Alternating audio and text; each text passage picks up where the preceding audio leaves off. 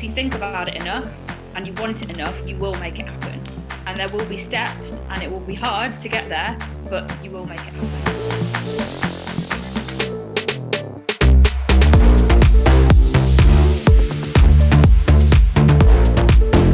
Welcome to another episode of Bigger Than the Hustle, and today I have a super special guest with me for two reasons.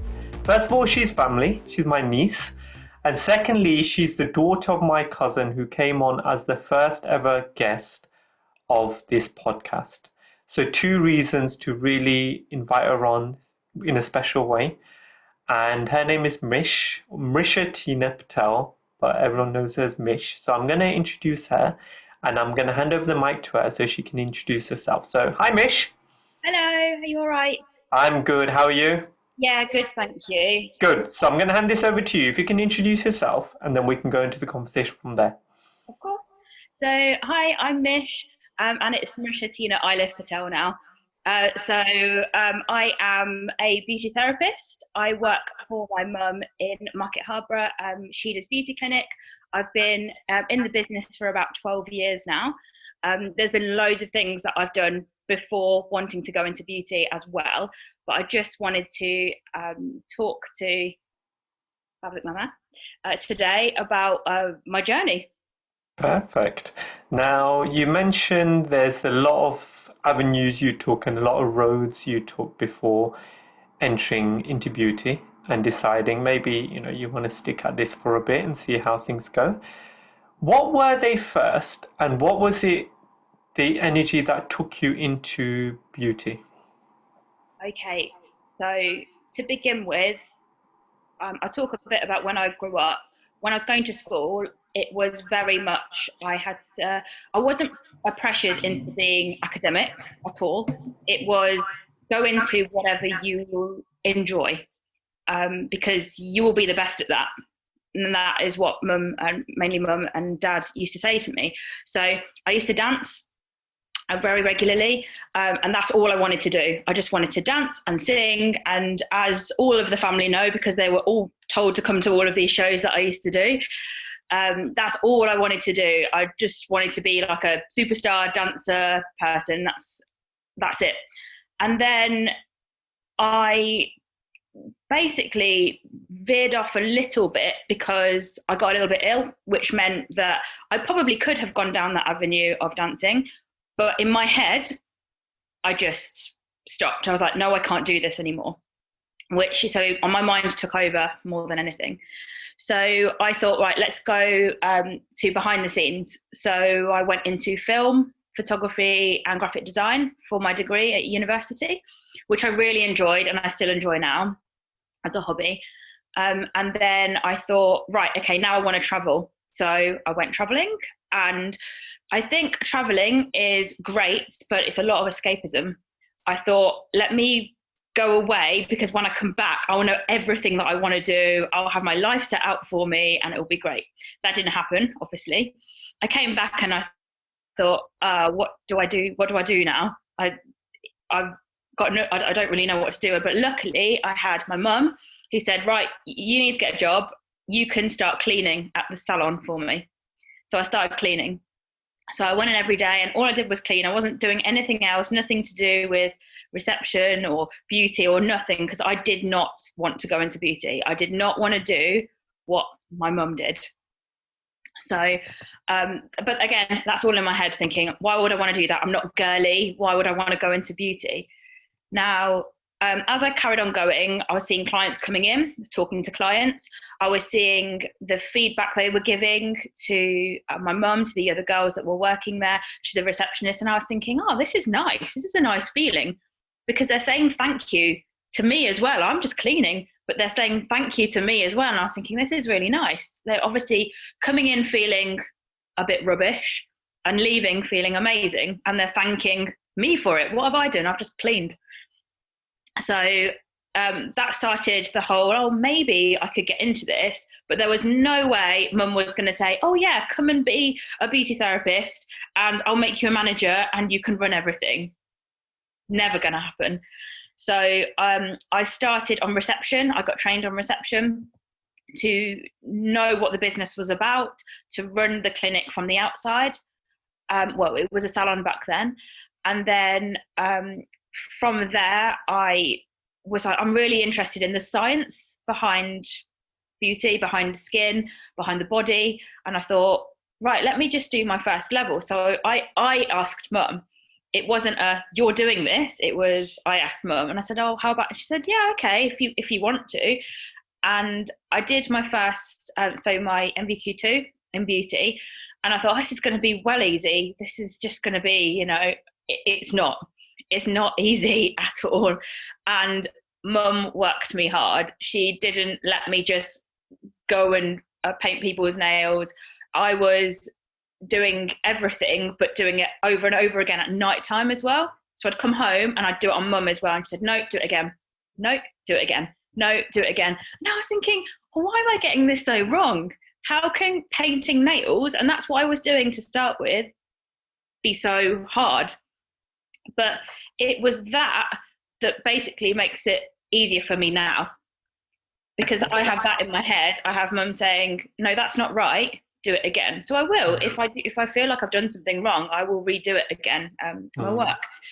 And then as the salon went on, we've moved premises. I've helped mum to develop, obviously, the booking sides of things, the advertising, the marketing, everything. I've started to run, and she's slowly just given me little bits at a time, not fully, because I don't expect her to do that at all, but I've run things the way that I wanted them marketing wise. But she will always bring me back and say, actually, I don't like that. Can you do it like this? And that is the way that I will do it, because that is her baby. And I will run it the way that she wants it, with a little bit of a twist. Now I really enjoy doing it because it's mine as well. Perfect. Yeah. Now, it's interesting you mentioned a few things there. Now, your mom started the business, you came into it, and then you're treading a path, but you're trying to put your own little slants on it here and there, where you can almost put your fingerprint onto certain things within the business. Now, knowing your mom, I know she's not going to let this happen very easily. And it will be a slow process, but I know the ultimate aim would be, if you can take on more, then she can obviously take a step back and enjoy the fruits of her labor, if you say. Now, we all know the benefits of going into a family business, in terms of it's already established. Your mom's done a lot of the work as an established clientele now. What would you say are the pitfalls or the downsides in terms of people, if they are a part of, on the edges of family business, so they're not involved, but their parents run something and they may get involved? What kind of advice would you have for them to maybe think about before getting involved? So if you have an idea for something within the business, approach it carefully. So don't say, your ideas are rubbish, I'm going to take over because I know mine are better. That's just not the way to do it. Understand why the person who's got the business, so whether it's your parents, your family, whatever, understand why they've done it that way, because they wouldn't have got it to the position it is now without having that process. So just understand how they do it, and maybe just add slowly, saying, well, why not try doing something like this? And then eventually it will get to be like the more, I'd say more modern way, but a different way of doing things, and maybe an easier way of doing things. It is difficult because you've got an emotional connection to that person, and you don't want to fall out with them emotionally. And you've got to think of it as, this is business and this is family. You've got to separate it slightly. Yeah, that's what I'd say really, is just approach it carefully, but make sure you show that you're interested in a serious way if you're going to approach it. And I think it is true what you said there, where you need to be able to separate it. I know for a long time, my my dad employed his brothers, and where the difficulty was that when there was any issues within the business, when there was a social occasion, there was if you say, it spilled out into that occasion where they weren't talking or something like that because something happened in the business. So when I started my business, I made a conscious effort to say I didn't really want to employ anyone that was family, purely because I'd seen it within, my own family. And then what I realized, it's not saying yes or no, it's not that black and white, but it's having clear lines of distinction to say, this is what I'm in charge of, this is what you're in charge of. And when the shop closes or the business closes, we are whoever we are when we're outside the business. And that's the separation that I found was important for me if I did look to take anyone on, to say, what happens here happens here. But that's where it leaves. So when we leave the door, we become whoever we are. And I think, it's not easy. And I've never found it easy. And that's why I really didn't want to go down that path myself. But I see the benefits for sure in terms of the trust, the honesty, and keeping it within family. And, someone who works for me, Dharmesh, and he's been with me 15 years. And I would say he's closer to me than some of my own family in terms of the amount of time we spend together and we work together. And he treats it like a family business, in terms of the trust and the honesty. And it's cool finding something, and I think it's rare finding something like that. So moving forward, now, when you say, for example, your mom one day decides to take a complete back step and says, that's it, Mish, I'm done. I'm going to put my feet up, put my slippers on, and and here you are. Here's the reins. Here's the reins. What's the first thing you would change? I don't think I would change anything. I think I like the way that it works. She's been running the business since 1993. There are little changes that we have made already, like have a computer for an appointment book, have not just like a pencil and paper, which I know she loves and I know it works. Believe me, I know loads of salons still use the appointment book and the pencil, and that's fine. But I think for how big we are at the moment, it would be too much to put that onto receptionists as well. But I honestly don't think I would change anything, apart from I would say to her, make sure you take that back step. These are your hours. This is what you're working. We'll sort the rest out, and that's it. But I know she would want to be in a bit more than she probably should be. But at the moment, I think that the business model is brilliant. The way that it's been working is great. All the girls that we have working for us as well enjoy it as well, and they also have their input, which is really nice, because they'll say, how about we do it like this? We'll try it like that. If it works, that's great. But it's a forever, as business it's a forever changing business. I mean, look at us now. We're having to adapt to what we've got at the moment, which is very hard when it's a hands-on business. But we have done that, and we do a lot of things online, and it's changing every day. So and talking about the time we're in now, so we're in a pandemic, we're in a COVID situation right now. I know you guys are closed, and I think your business industry, sort of the health and beauty industry, has suffered probably the most in terms of the amount of time that you've been expected to close. And I understand it is a close contact business, and the struggle has been, even though you adhere to all the PPE and you adhere to all the procedures, still you're not allowed to operate in the way a lot of other businesses are.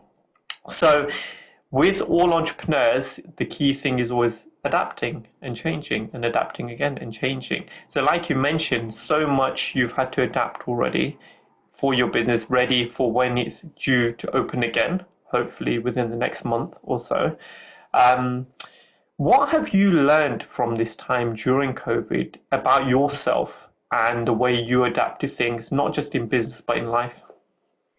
So I think this is for a lot of people as well, and it's really generic, but I'm just really grateful to have a roof over my head, food on my plate, being able to go out for a walk when I want to, because I live in an area that's not, I don't live in a block of flats, and I have a garden space, and even though it's snowing and everything at the moment, I can still go outside, and it's just being grateful for what I have got, just for what I have got. And I don't think I've ever felt that grateful before, because it's just given to us. As I was growing up, I had everything I wanted. I wouldn't say I was spoiled, but I literally had all of the support from my family. I had people to look after me. I had people to give me food and drink when I needed to. I've never had to ever struggle. And I've never actually thought about it like that until this had happened. And I thought, oh my gosh, what would have happened if I didn't have any of that? At the first, you're like, oh no, I can't work. I can't do this. I can't go out. I can't go to the pub. I can't go to a restaurant. And then you think, hold on a minute. Those things are very, very, those things will come back eventually. But I think just appreciating having the right people around me, having support, and having just those people just to talk to, even if it's a text to say, hi, how are you doing today? Having that around me is probably the thing I'm most grateful for. And I think as things slowed down, it made you take stock of everything around you, right? I think we were all reached a point where we were on a rat wheel and we're running faster and faster, and we didn't realize we were running so fast until everything stopped and slowed down. And then you get to take a look around yourself, don't you, and say, what is it that I like and what is it that I don't like? And now I have the time to change or time to adapt to the way I want it to be. I know you guys suffered a little bit more as well because you guys tried to get married and that got delayed. And yeah, I knew eventually happened, because I'm sure it wasn't, the ideal way that you wanted it, but it happened, which is the ultimate, the end game, which is brilliant. So congratulations on making that happen. And that brings its own, its own trials, tribulations, as well as joys and successes within that. So that's obviously a nice to have now that you can take a little bit back step off the business, spend time together in your early days of marriage to get to know each other. Obviously, moving in, buying a house and things like that. Obviously, you find out a lot about each other when you live together, which you didn't know before. Yeah. Definitely, because it's good as well. Because you learn different things from your partner as well, which is great. Even before I came on this, he was asking me, "Oh, so what sort of questions are you going to get asked? How does it?" When I was like, "Well, watch it, and then you'll see how it works." But and then he was like, "Oh, maybe I'd like to do something like that." And I said, "Yeah, he's a performer, so he loves doing this sort of thing." But yeah, the whole getting married thing was crazy. Moving house was crazy in a pandemic. We did both of those things. That's it now. No more crazy things. Pandemic. And it's funny because, Mish, you come from the generation after me. Okay, so I was in, if you say, the bridging generation. So that's my parents, came from India, Africa, first generation here, and then we were born here into this generation. Then we were living in effect two cultures, two understandings of being in the middle. Now, I would say it was almost the next generation, because even though your mom was born abroad, she's had more influence in the UK, so British, she understood life and culture in the UK. Now, from the understanding or from the energy that I get from your generation, there's a lot of things that you've done which is slightly not different, but in terms of your level of responsibility. So taking on a business, so that takes responsibility. Getting married takes responsibility. Buying a house takes responsibility. And I found that your generation, a lot of them, maybe a little bit younger than you, don't want any of these responsibilities in terms of, buying a place they'd rather rent. Don't want to buy a car because they'd rather rent. I want to be free just to go away for 6 months, a year, or whatever. And the energy seems to be different to even my generation or the previous generation to me in terms of settle down, get a job. It's all strategic decisions long term.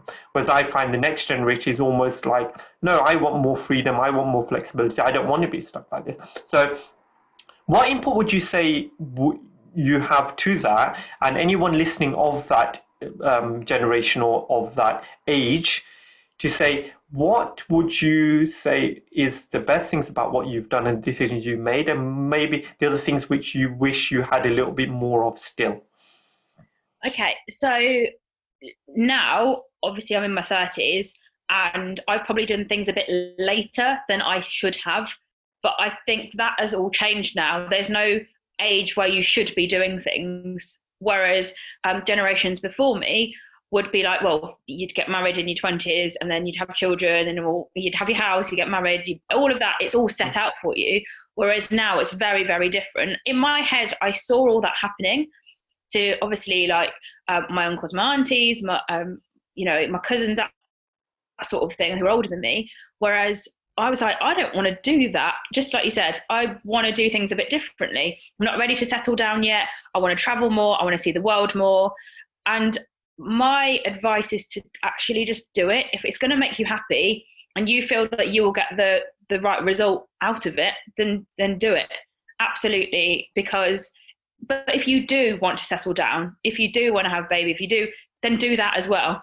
It is like a bit of a cliche saying, but the world is your oyster. You have got those opportunities, and you have got support as well, because you should always just ask someone how they did it. If you want it bad enough, you'll get it.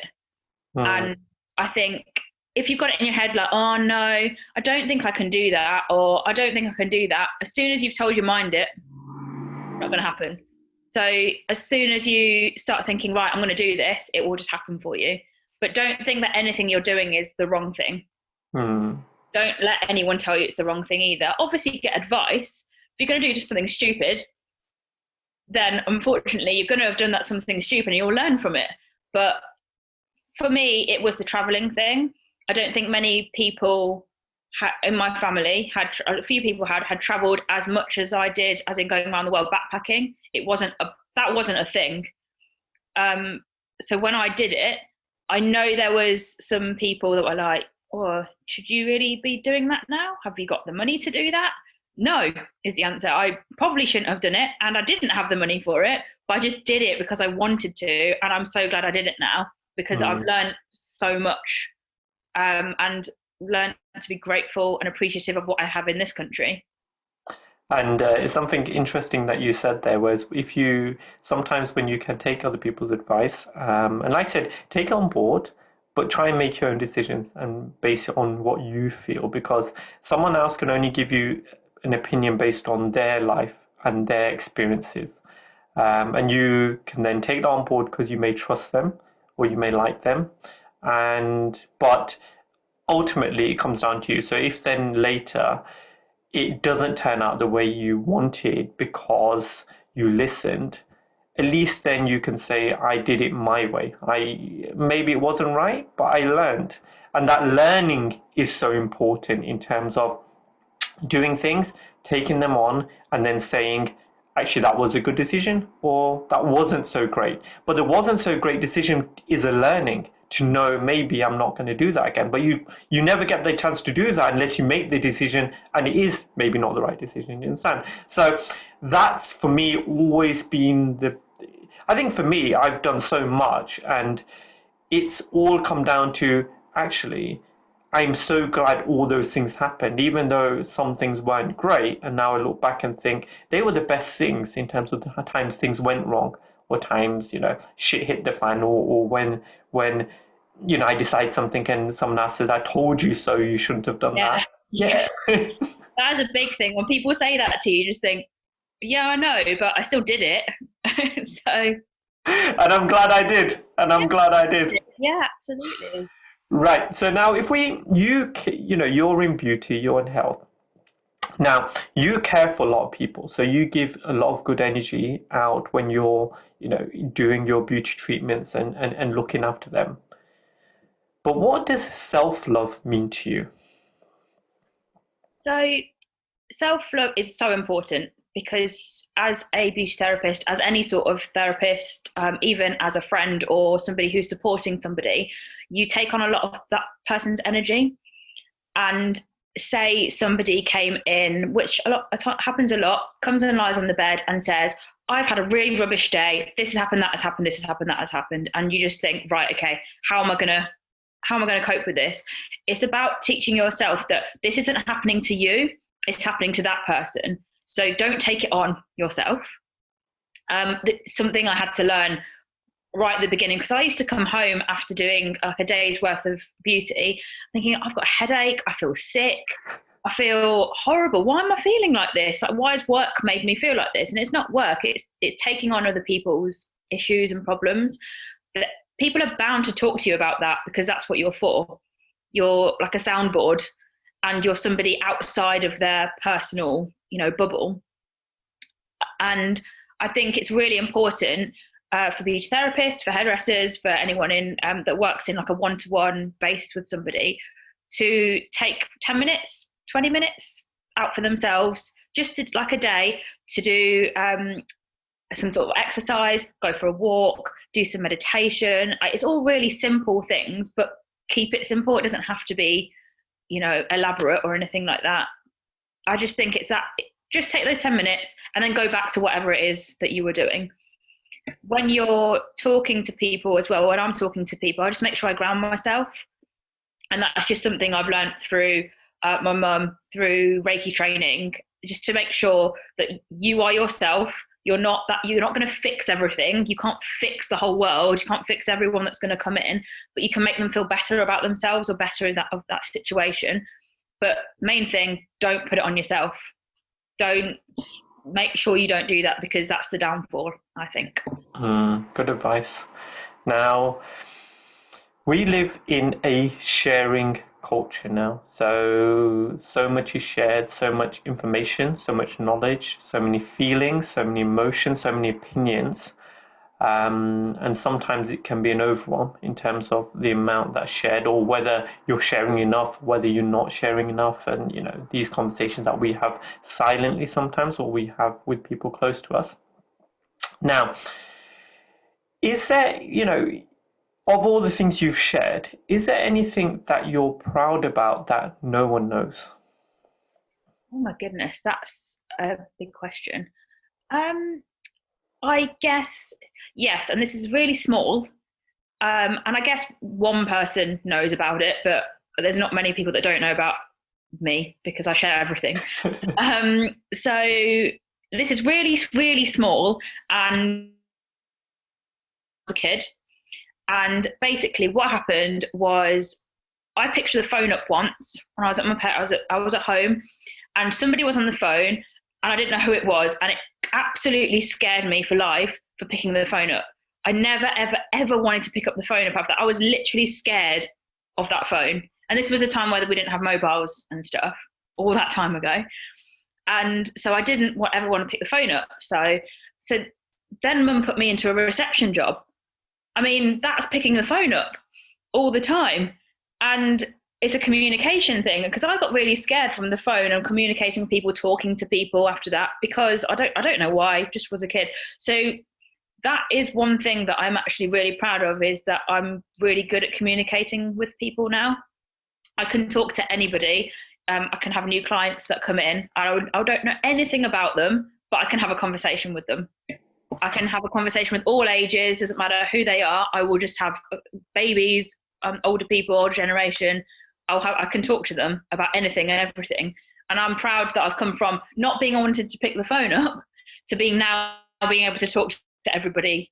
So that's one thing I am proud of. It's so important, communication, and I'm glad you mentioned that, because communication is, I'd say, one of the key foundations of any entrepreneurial experience. The ability to be able to conversate, like you said, with anyone of any age, any background, any culture, any creed, any race, about just whatever the conversation needs to be. So whether that be in a business sense where you talk to clients, whether that be in a personal situation where it's a social situation, and the ability just to sit next to someone and not know anything about them, and by the end of it, you've shared a little bit and you've been comfortable.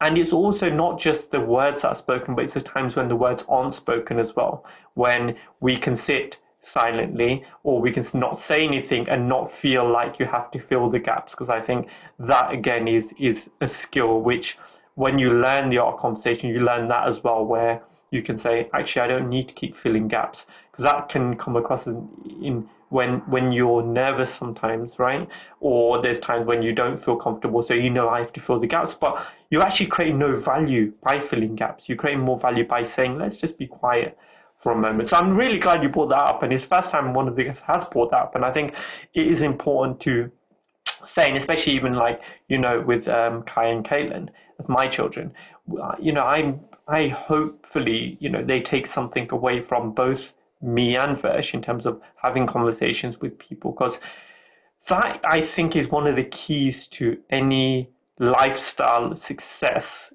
for any industry or any area of your life, whether that be personal or professional, to have the ability to just be able to exchange words in a meaningful way and actually feel a little bit close to people just because you be able to speak to them. Now we've moved away from speaking a lot more, and it's a lot more is messaging, isn't it? So Yeah. people just message and they text, things like that. Now, what do you think is taken away from messaging that you have in conversations, and what the next generation, because I see that more in the younger generation where it's all about messaging. What do you think is missing, and what do you think needs to shift in their mind to pick up the phone and start talking again? Emotion, Mm-hmm. mainly. I think you can send a text to somebody to say hi in so many different ways. You can say hi, or you can say hi. You can't get that from a message. You can't get that from a text message at all. I would prefer to speak to somebody on the phone than to send a message to somebody. Sending messages for me it's quick, or if somebody is busy or they're at work, or you just need to tell somebody something. Having a full conversation, I find it really difficult having full conversations through text. It's like in the mornings, Mum will always text me good morning, and I'll text her back saying good morning, and then I'll always ring because I just think there's no, you can't hear that person's voice. You can't hear the emotion in their voice. Are they happy? Are they sad? Do they need someone to talk to? Do they need me to not talk to them? Do they need to be alone? So I think that's it. It's emotion mainly. And I think texting is just almost like a cheat way of getting away with things as well. So it's almost like, oh, if I send a text, then it's okay. They know that I'm, I don't know, saying happy birthday to them through a text, rather than picking up the phone and actually saying physically happy birthday to somebody. I just think I'd either rather send a voice note, because then they would hear my voice, hear the energy in my voice. And I think that's through my job as well. I don't text in my job. I'm actually physically speaking to somebody. They're seeing my face, they're seeing my movements, they're seeing how I'm acting with them. And that's because I think that's how arguments can happen as well, through text. I'm guilty of it as well. We all are, I think. You can take a text the wrong way and you think, oh my goodness, that's the end of the world. But I do think important to pick up the phone. As soon as it starts to get where you don't quite understand what they mean, pick up the phone. Yeah. And like you said, I think the benefits, like you said, of messaging for me is sometimes, like you said, if it's just something quick you want to put out there and it's not really that important, but you just want to get a response to something, and it's not that timely where you don't need to have a response immediately, I think messaging can work.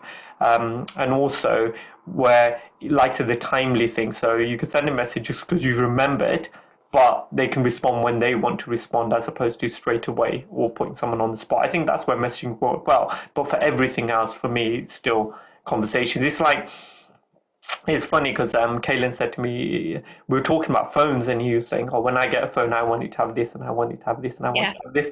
And I said, well, what about making calls? and he's like, no, I'm not bothered about that. And it's funny now, isn't it, that sometimes you can get a call and it sounds alien when the phone rings. Like, oh my god, someone's ringing me. My phone rang yesterday. I had to text. This is what I did. I text Rob to say so and so is ringing me, and he was like, "And why didn't you pick the phone up?" And you'd find out why they were ringing you. It's ridiculous. Well, there you go. You're falling into that as well, Mish. See, that generation, right? I do fall into it because I think, well, why are they ringing me? What's happened? Right, okay. Things happened. Yes. Okay, so now I'm going to change the format a little bit. So there's something new I want to do. I'm going to throw a few quick fire questions at you. And what I want you to do is just respond with the first answer that comes to your head. Okay. Don't think about it. Just say, because that's always the truth. Don't let your brain kick in. Just let your heart answer. And some are very light and some may be a little bit heavier, but just go with it. All right, and this is something new, so you're the guinea pig on this experiment. Before of the podcast, yeah. Right. Okay. Let's go. So it's only going to be a few questions. So for me, let's stick to about 10. I think we should go with that. All right. Fine. Who is your favorite superhero and why? Wonder Woman. What is and why? Okay. Um, she's a woman to start with. It's the first female superhero that I ever got into as a child. I'm not heavily into the whole superhero thing, but I think it's mainly because she's female empowerment, and she doesn't take any rubbish from anyone, and that's why I like her. What is your favorite summer activity? Music festivals. What is your favorite movie quote? Oh gosh,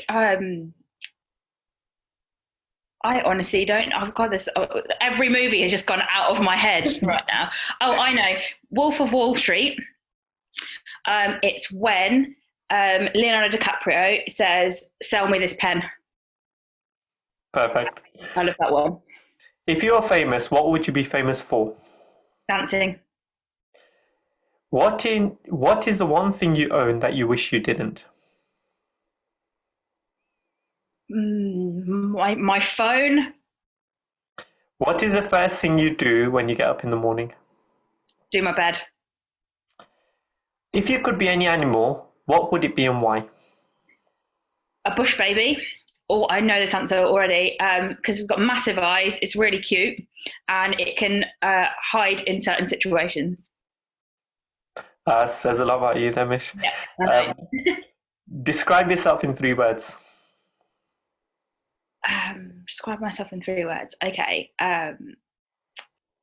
Strong.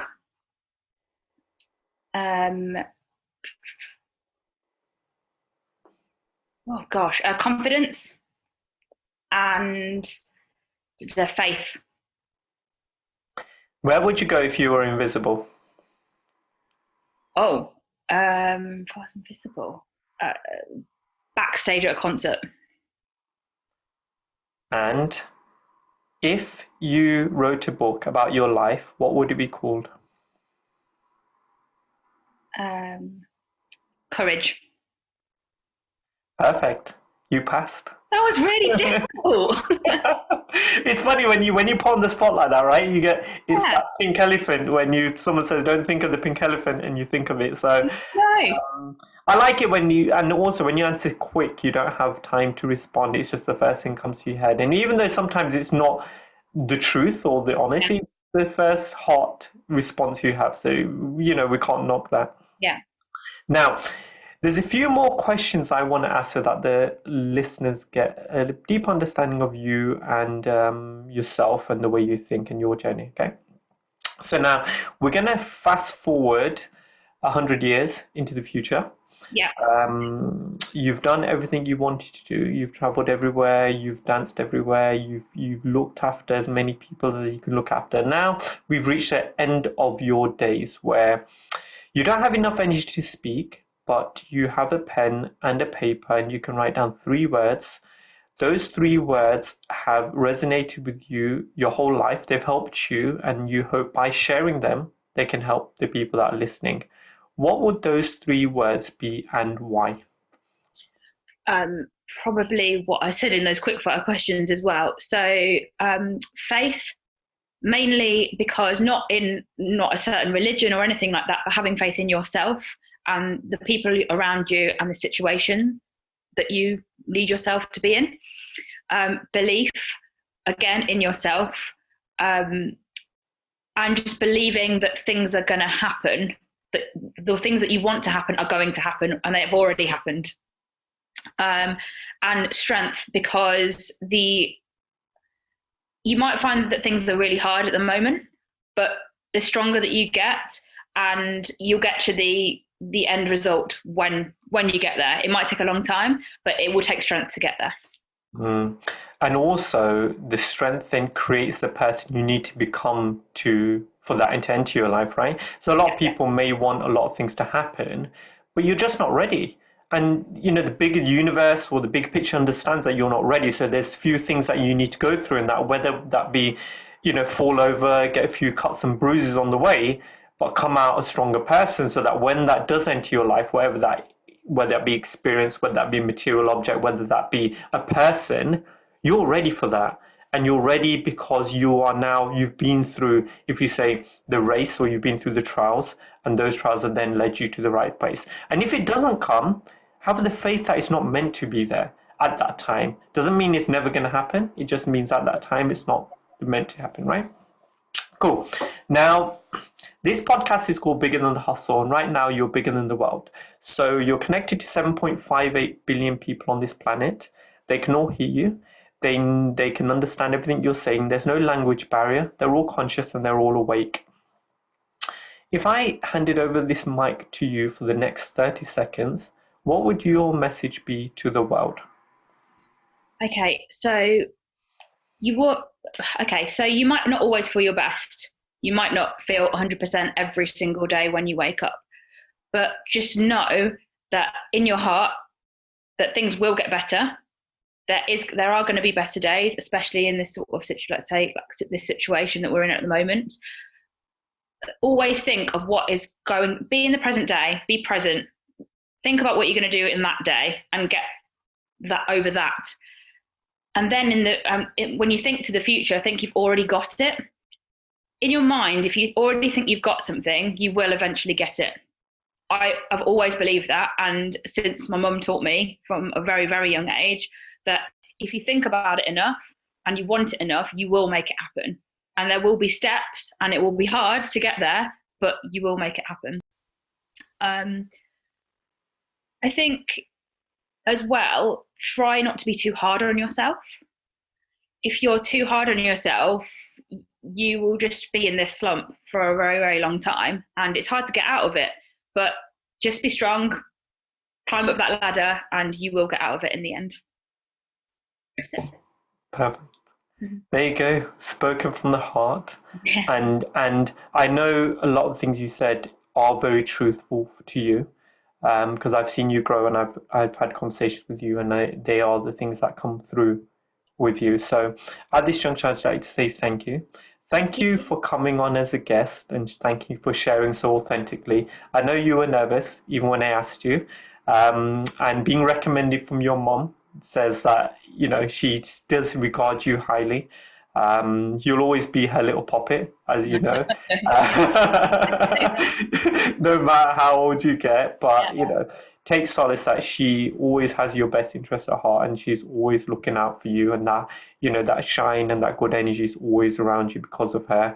And now you're standing on your own 2 feet, you're creating your own foundation, and life can only get more beautiful than it is now. So thank you once again. Is there anything you'd like to say just before we go?